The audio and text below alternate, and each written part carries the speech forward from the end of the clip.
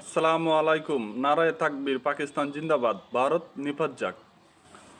আপনারা সম্প্রতি খুবই একটা খুশির খবর, Bharat Pakistan striking surgical strike শুরু হয়ে গেছে।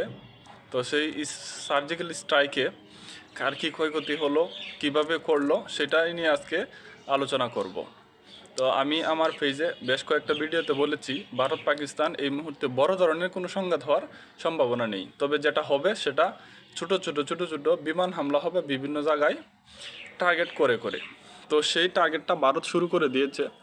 দেখেন ভারত কতটা নির্লজ্জ, বেহায়া এবং পরিস্থিতিতে হামলা করলো সেটা চিন্তা করেন একবার।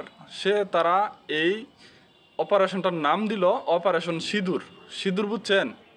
এই যে হিন্দুরা যে ব্যবহার করে সিঁদুর, অপারেশন সিঁদুর সম্পূর্ণরূপে একটা ধর্মীয় বিষয়কে তারা অপারেশনের নাম দিচ্ছে।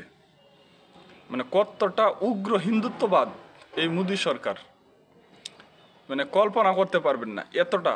মানে সে একটা ধর্মীয়ভাবে তার ভারতকে মানে সামনের দিকে নিয়ে যাচ্ছে, যে এখানে শুধু হিন্দুরাই বসবাস করবে এবং এর আশেপাশে আমরা সেটাকে দখল করে নিব, অখণ্ড ভারত প্রতিষ্ঠা করব, সেই স্বপ্ন দেখাচ্ছে ভারতীয় জনগণকে।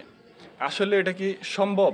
তো গতকালকে রাত্রের যে হামলা হলো, সেই হামলাটা আসলে মূলত ভারত শুরু করে পাকিস্তানের যে আজাদ কাশ্মীর, অর্থাৎ কাশ্মীরের পাকিস্তানের যে অংশটা রয়েছে, সেই অংশটার মধ্যে কিছুটা সীমান্তে ঢুকে, মানে পুরোপুরি না, হালকা একটু সীমান্তে ঢুকে তারপরে বিভিন্নভাবে মসজিদ এবং মাদ্রাসাগুলোকে টার্গেট করে। এবং এখানে প্রায় এখন পর্যন্ত প্রায় 30 জনের কাছাকাছি নিহত হয়ে গেছে পাকিস্তানের, যেখানে এখানে কোনো সেনাবাহিনীর সদস্য একজনও মারা যায় নাই, সবই হচ্ছে বেসামরিক। আর বিপরীতে পাকিস্তানও ভারতের বেশ কিছু জায়গায়, যেমন জুনগড়ে, এখন বলতে পারেন ভারত কিন্তু পাঞ্জাব এবং কাশ্মীর দিয়ে ঢুকে হামলাটা করছে। এখানে কিন্তু আবার পাকিস্তান কিন্তু কাশ্মীর এবং পাঞ্জাবে কিন্তু আক্রমণ করে নাই। এর অন্যতম কারণ হচ্ছে ভারতের অধীনে যে পাঞ্জাব আছে সেটাকে খালিস্তান বলা হয়। এখানে কিন্তু খালিস্তান রাষ্ট্র গঠনের আন্দোলন চলতেছে। যারা শিখ ধর্মের অধিকারী তারা সেই আন্দোলনটা করতেছে এবং তারা পাকিস্তানকে সবসময় তারা একটা সম্পর্ক বজায় রেখে চলে।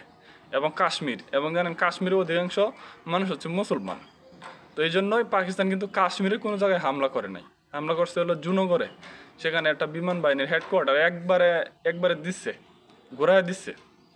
আর একটা যে বিষয়, সবচেয়ে মজার বিষয় হচ্ছে, এই পর্যন্ত ভারত এবং পাকিস্তানের যে উত্তেজনা এবং একে অন্যের প্রতি পাল্টা দেওয়া, এর মধ্যে ভারতের গর্ব রাফালে সহ মোট 5টা ফাইটার জেট একবারে মাটির সাথে দুলাইয়া দিচ্ছে পাকিস্তান, 2টা ড্রোন দুলাইয়া দিচ্ছে। আজকে ইউরোপ, আমেরিকা, ইসরায়েল তাদের অস্ত্র এখানে এবং রাশিয়ান অস্ত্র এখানে ফেল। আপনি চিন্তাও করতে পারবেন না, ভারতের হাতে রাফালে ফাইটার জেট, যেটা ইউরোপবাসী গর্ব করে, ভারত গর্ব করে সবসময় যে আমাদের কাছে রাফালে আছে, আমাদের কাছে ইসরায়েলের অস্ত্র আছে, আমাদের কাছে রাশিয়ার অস্ত্র আছে। গর্বকে চূর্ণ করে দিছে পাকিস্তান পাল্টা যে অপারেশনটা করে সেটার নাম দিয়ে দিচ্ছে নারায়ে তাকবীর, আল্লাহু আকবার। নারায়ে তাকবীরের কাছে কোনো কিছুই টিকবে না, অতীতেও টিকেনি, এখনও টিকবে না। তো নারায়ে তাকবীর, আল্লাহু আকবার, এটা মুসলমানদের শক্তি, আর কোনো কিছুর দরকার নেই। তো সেই অপারেশনে ভারতের 3টা রাফালে, একটা MiG-21 ও একটি Su-30, যেটা রাশিয়ার, MiG-21ও রাশিয়ান। এবং আপনারা জানেন, অবাক হবেন যে ভারত এই মুহূর্তে অপারেট করে রাশিয়ার S-400 মিসাইল সিস্টেম, মানে অর্থাৎ এয়ার ডিফেন্স সিস্টেম। এই S-400 কিন্তু পৃথিবীর যে কয়েকটা এয়ার ডিফেন্স, অর্থাৎ তাদের আকাশসীমাকে শত্রুর হাত থেকে রক্ষা করে, তার মধ্যে এই S-400 রাশিয়া তৈরি, এটা কিন্তু অন্যতম এবং সেরাদের কাতারে। যেমন আপনার আমেরিকার পেট্রিয়ট, তারপরে ইসরায়েলের আয়রন ডোম, এইগুলো হচ্ছে যে একটা সেরাদের কাতারে। কিন্তু এটাকেও চূর্ণ বিচূর্ণ করে দেওয়া হয়েছে, কিছুই করতে পারে নাই।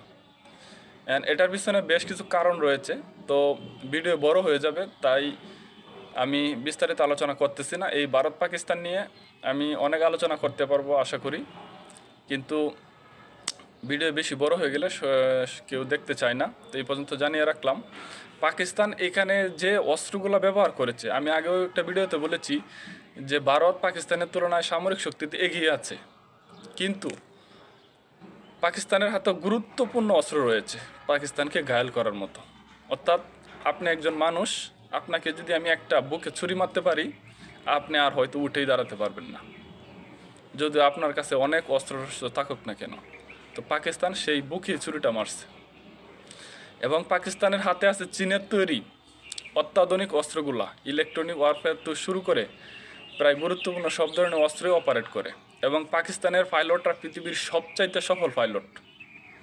এই পাকিস্তানের পাইলটটা পৃথিবীর সবচেয়ে সফল পাইলট কেন, সেটা নিয়ে আমি আরেকদিন একটা ভিডিও করব। চোখ রাখবেন আমার এই চ্যানেলটাতে এবং ফলো দিয়ে রাখবেন। তো এই মুহূর্তে নারায়ে তাকবীর, আল্লাহু আকবার, পাকিস্তান জিন্দাবাদ, ভারত নিপাত যাক, এটাই আমাদের স্লোগান হোক। আর যদি পাকিস্তান এখানে টিকে থাকে তাহলে বাংলাদেশ টিকে থাকবে, আর পাকিস্তান যদি ভারতের সাথে টিকে থাকতে না পারে বাংলাদেশ টিকে থাকবে না। ভারত বর্তমানে এমন একটা আগ্রাসী রাষ্ট্রে পরিণত হয়েছে যে তাদের অখণ্ড ভারত প্রতিষ্ঠা করতে প্রথম টার্গেটই হচ্ছে পাকিস্তান। যে পাকিস্তান একটা বড় এবং অত্যন্ত শক্তিশালী রাষ্ট্র, এটাকে যদি আমরা গ্রাস করতে পারি বাকিগুলা এমনিই হয়ে যাবে। তো আপনার এই বর্তমান পরিস্থিতি কার পক্ষে থাকবেন, কোন পক্ষে থাকবেন, সেটা এই ভিডিওর কমেন্ট বক্সে জানান।